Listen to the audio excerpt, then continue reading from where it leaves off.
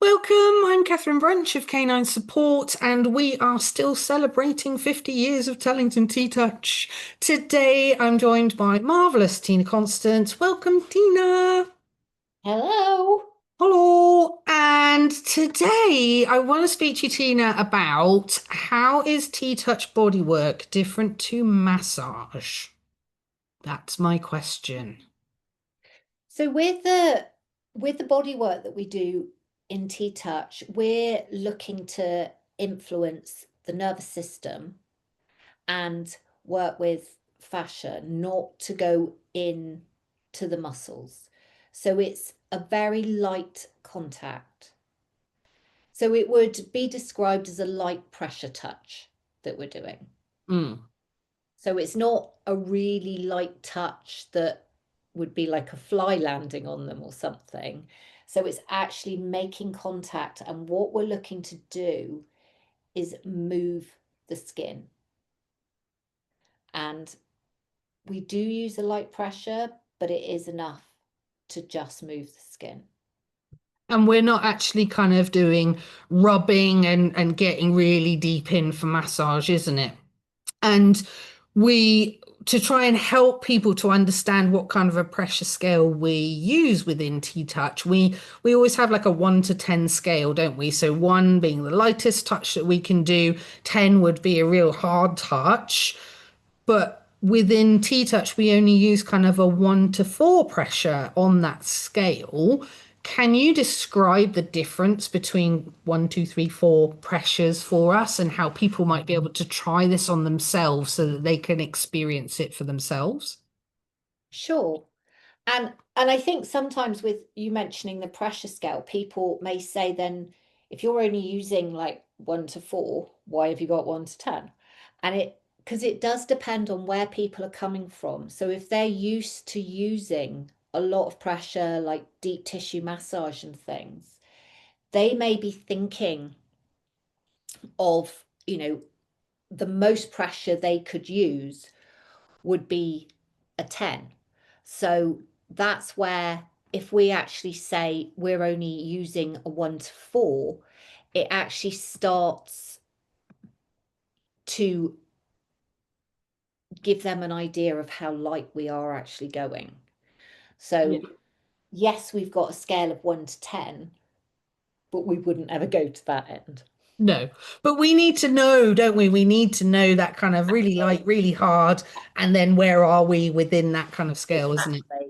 So so a way that you can sort of experience this on yourself, if you just pop your elbow into your hand, and the reason you're just going to support your elbow is then it just makes it easier to keep your contact even.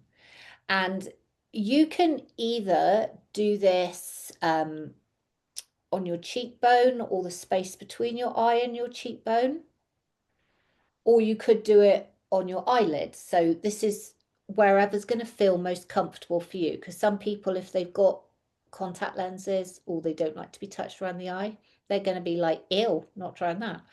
So let's see how we can, Yeah. what's easiest for you. So if we just did it like in the space between the eye and the cheekbone, you're just going to rest your fingers on, and we're going to do a really light pressure now. So you're going to move the skin as lightly as you can that allows you to move that tissue without making any indentation in the skin. So you're not looking at rubbing over the top, you're actually moving tissue. Okay. And we're doing this in a 1 1/4 circle. So you could take that same pressure if you're okay with it being on your eyelid and just move it. So you don't want to be feeling your eyeball really. You're just seeing if you can move the skin on your eyelid. And then if you take that to your arm, so you can either do it on the top of your arm or underneath, whichever is going to move easier for you. And just place your fingers and as light as you can, just move the tissue in 1 1/4 circles. And that would be a 1 pressure. So that's a really, really light pressure. So then if we go back to our elbow in our hand, and you can do this again just on your cheekbone or just above. If you just place your thumb there to make a connection, because this helps to stabilize your hand as well. And then just sort of let the weight of the pads of your fingers go into the tissue. So they're just resting there, and then move the skin. So now you would actually have a slight indentation. And this would be a pressure 3. Okay, so you can take that back to your arm. So just make a connection with your thumb, let the weight of your fingers be there, and move the skin in a 1 1/4 circle. And if you looked, you would just have a slight indentation. If you wanted to go in with a little bit more pressure, just let the weight of your fingers be there, and then just on an exhale, just think in a little bit more, and you would have your pressure 4.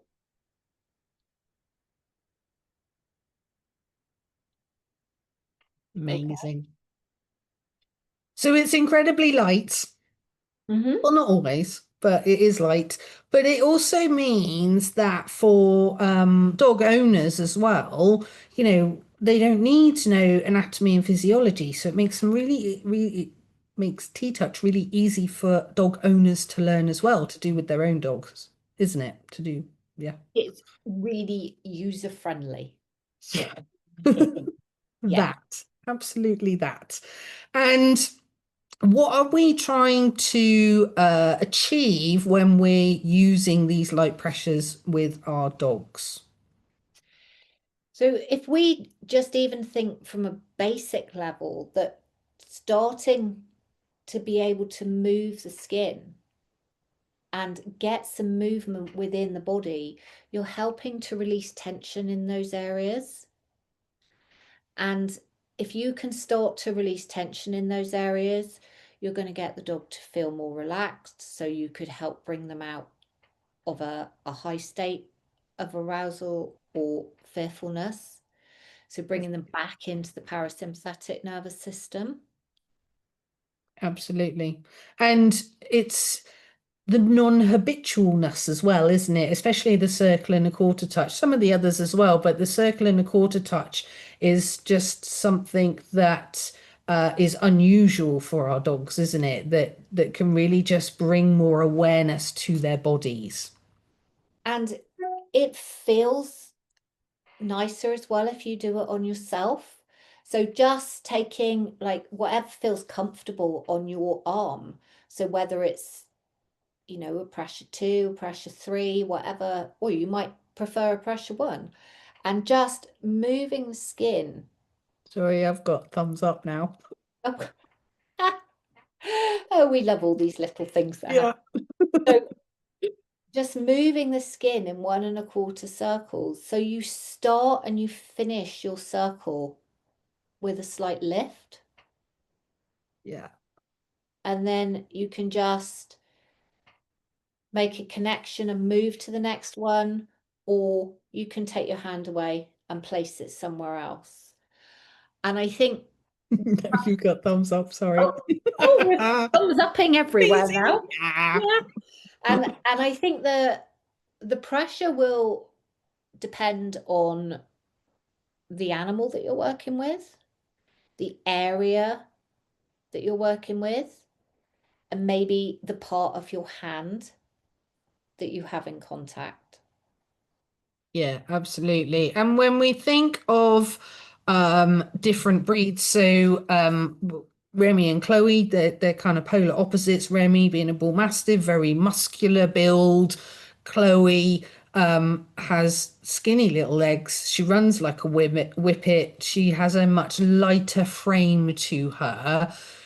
some people might think that the touch with Chloe is naturally going to be much lighter compared to my more muscular Remy, but actually, how they are built doesn't really matter a lot because their skin sensitivity is going to be pretty much the same, isn't it? You know, fur thickness might Yeah, change a little bit, but actually it's, you know, kind of going back to our original conversation of looking at the dog in front of you in that moment in time.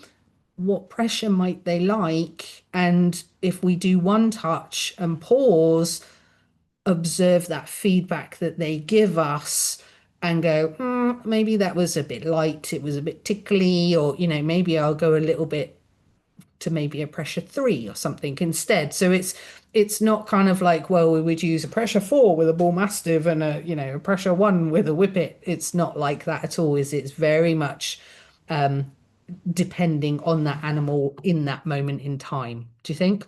absolutely. It's really individual and you know, despite the breed of the dog and the size of them, they're also it's also going to depend on how comfortable they are, if they're sensitive to touch, how, you know, how they're feeling in that part of their body in that moment. Yes, when we've got tiny animals, we're working with maybe puppies and things that are very little, we might be really thinking about doing very light touches around to start with. And that may be too light for them. So we may Mm. actually use a different part of our hand. So we could use the back of the fingers or just curling the fingers or actually using the whole of our hand and really diffusing that contact. Doesn't mean that we necessarily have used much more pressure or less pressure, Yeah. but we're changing the configuration of our hand. And, you know, with the 9 elements of TTouch, the pressure is one of those things that you can change. You can see what is easier. If you're going around an area that's really delicate, maybe around the eyes or maybe in between the toes, or if they've had an injury or they've got a swelling, you may be using a really light, like pressure one around there because you don't want it to be too much that the body is going to tense up because of it. You want to be releasing that tension. So, really looking at what you can do. And I think with the pressure and any of the body work that we're doing, you know, with the circular touches, we're really looking at moving the tissue rather than sliding over it.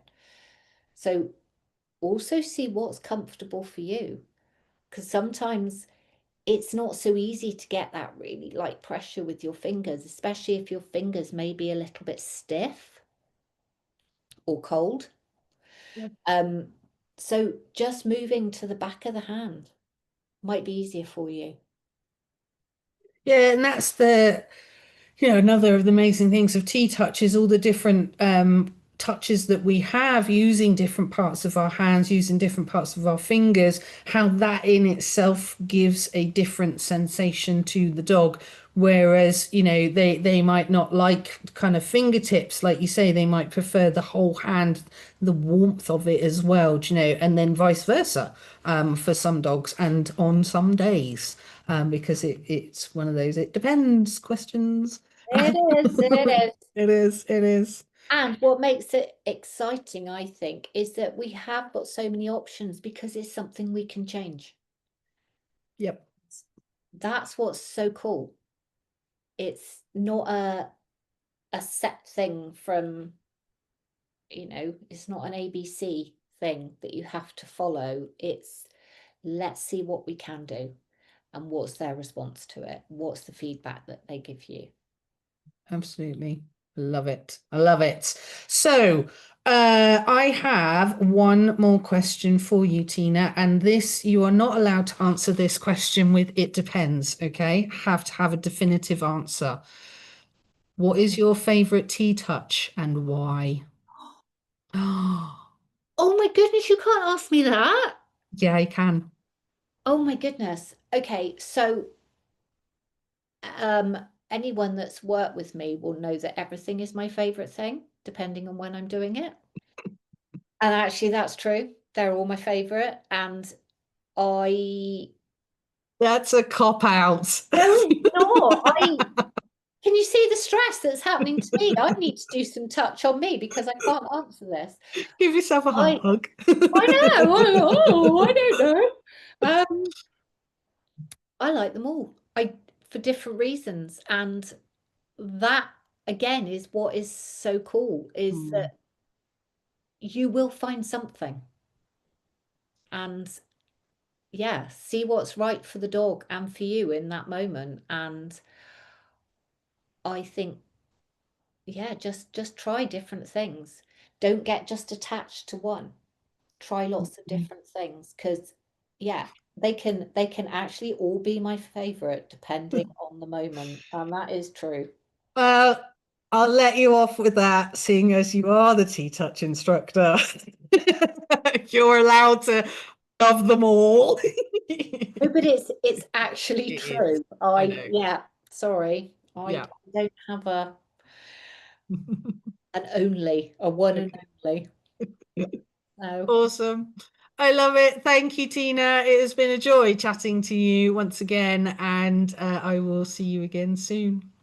See you soon. It's been fun. Take care. Bye Bye. bye.